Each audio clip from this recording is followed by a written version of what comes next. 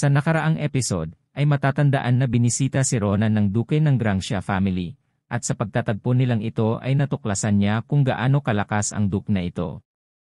Nalaman din niya na mayroon palang espiya sa kanilang pamilya, at ito nga ay si Dolan, ang head guard na nakatalagang mismo sa duke. At sa pagkakaalam niya nito, ay nagsagawa siya ng isang plano upang mahuli sa akto ang espiyang ito.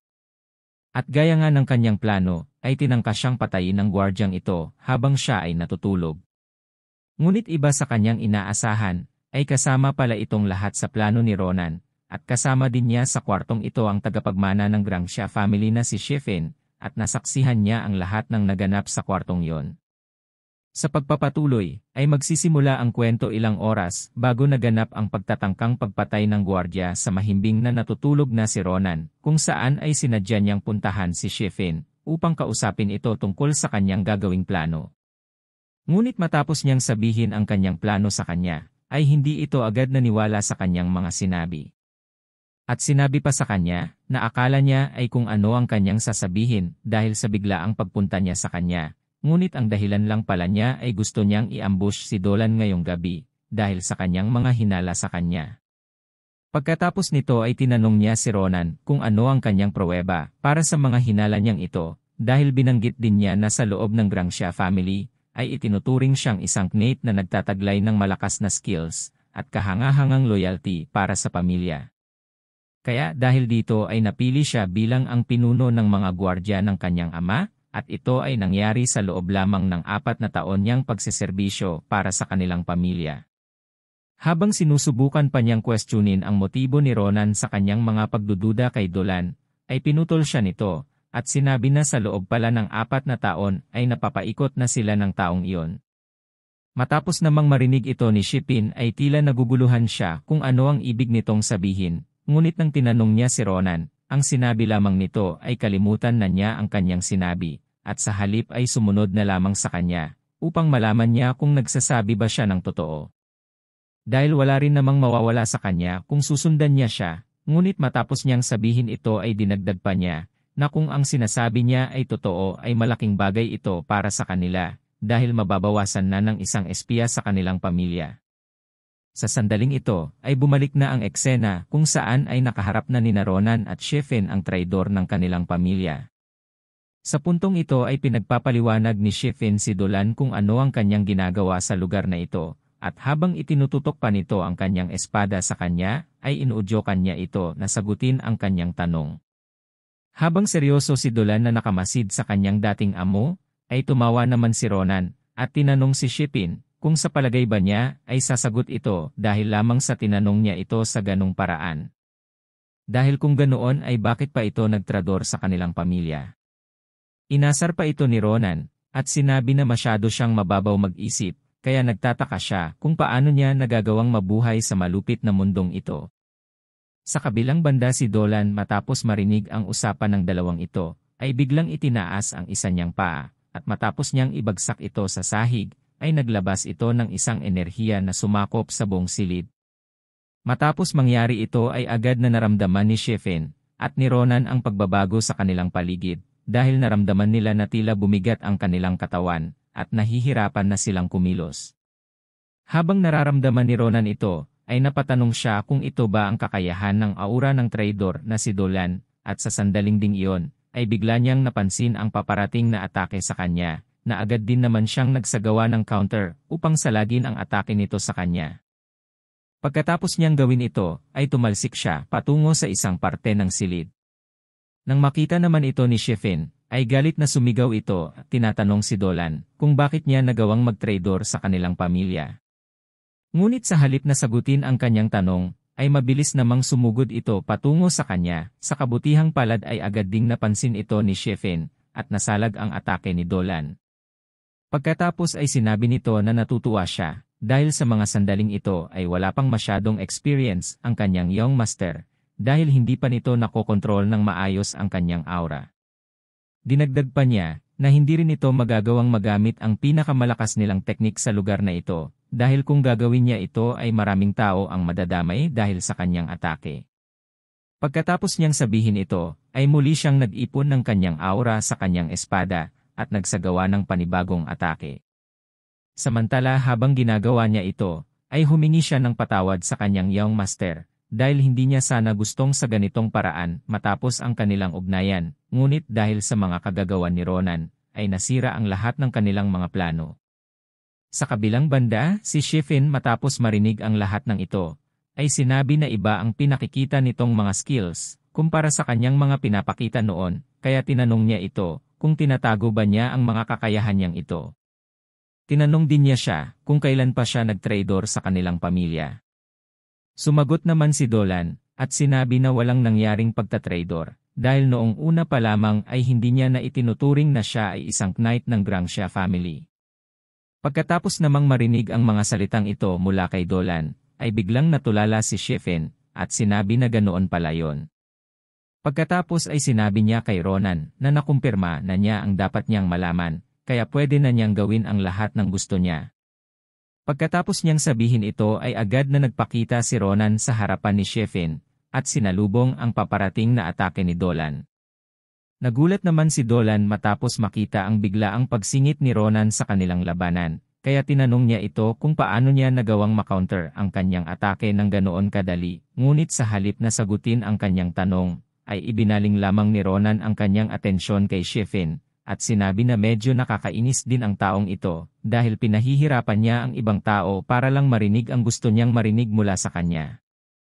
Tinanong din niya ito kung okay na ba ang kanyang pakiramdam, matapos marinig ang mga bagay na iyon. Tumango naman ito, at sinabi na para sa kanya ay isang seryosong issue ang bagay na iyon, kaya humingi siya ng pasensya, at sinabi na intindihin na lamang ang kanyang sitwasyon.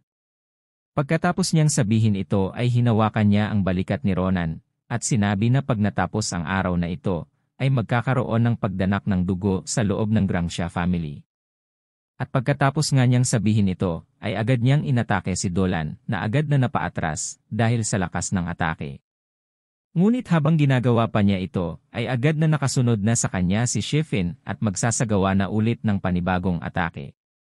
Samantala si Dolan na ngayon ay natataranta na, dahil sa kabila ng kanyang aura na bumabalot sa lugar na ito, na nagpapabigat sa pagkilos ng dalawang estudyante, ay nagagawa pa rin nitong mabilis na kumilos, at gamitin ang kanyang mabigat na sandata, gamit lamang ang kanyang mana.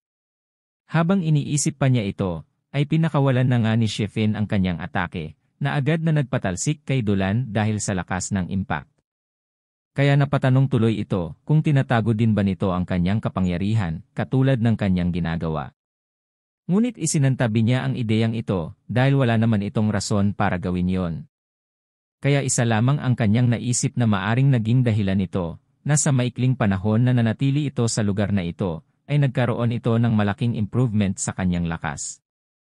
Ngunit sa kabila ng mga katotohanan na nasa kanyang harapan, ay pilit pa rin niyang itinatatwa ang ideyang ito, at naisip na kahit na ito ay isang henyo na lumilitaw lamang ng isang beses sa loob ng isang dekada, ay para itong isang halimaw sa bilis ng pag-improve. Samantala habang iniisip pa niya ito, ay biglang lumitaw si Ronan sa kanyang harapan, na nakahanda na siyang atakihin. Habang ginagawa niya ito ay sinabi niya sa kanya na masyado siyang relax para sa isang taong pinagtutulungan ng dalawa, at habang nagugulat pa ito sa kanyang sitwasyon, ay binanggit ni Ronan na nadidisappoint siya sa kanyang mga pinapakita. Dahil sa gitna ng laban ay nadidistract siya.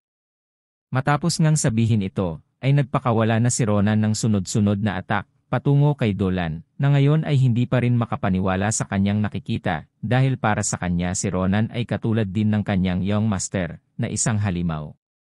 Kaya sa pagsasaisip nito, ay agad siyang umiwas sa malaking atake na ginawa ni Ronan.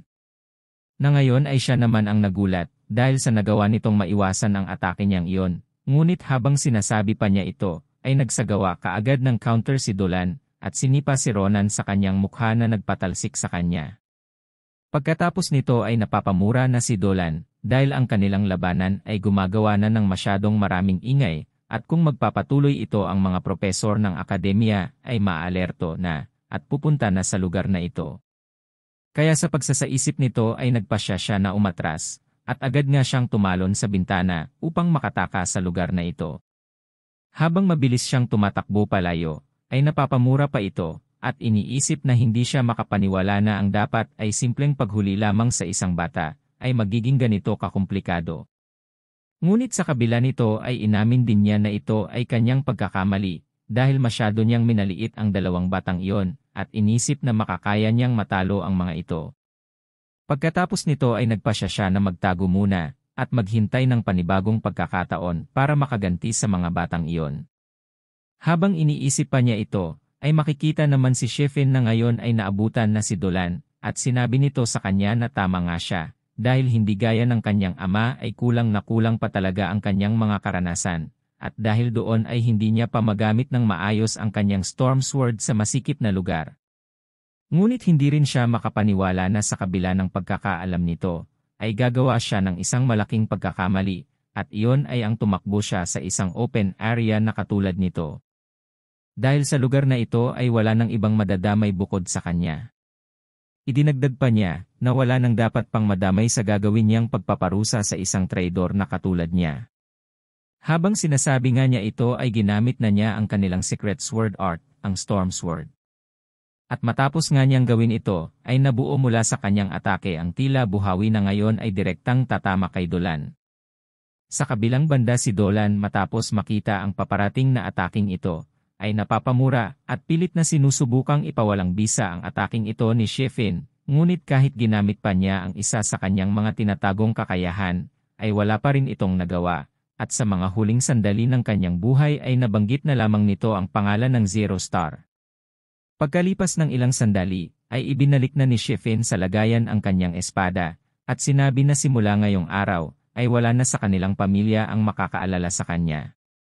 Idinagdag pa niya na hindi na rin naman pala yon importante, dahil gaya nga ng sinabi niya, ay hindi naman talaga ito miyembro ng kanilang pamilya. Hanggang dito na lang muna ulit mga Lods, dahil hanggang dito lang ang bago nating chapter para sa manhwa na ito. Kaya ang susunod nating update para sa series na ito ay sa Loons na ulit, sabay sa update ng mismong manhwa. Maraming salamat din sa lahat ng mga nanood, lalo na dun sa hindi nag-skip ng ads. At kung hindi ka pa nakasubscribe ay pasuyo na lang Lods, malaking tulong na yan para sa channel, at kung hindi naman kalabisan ay pa-like, comment at share na din po, para mas marami pa ang makapanood. Maraming salamat, at see you on our next video. God bless you all.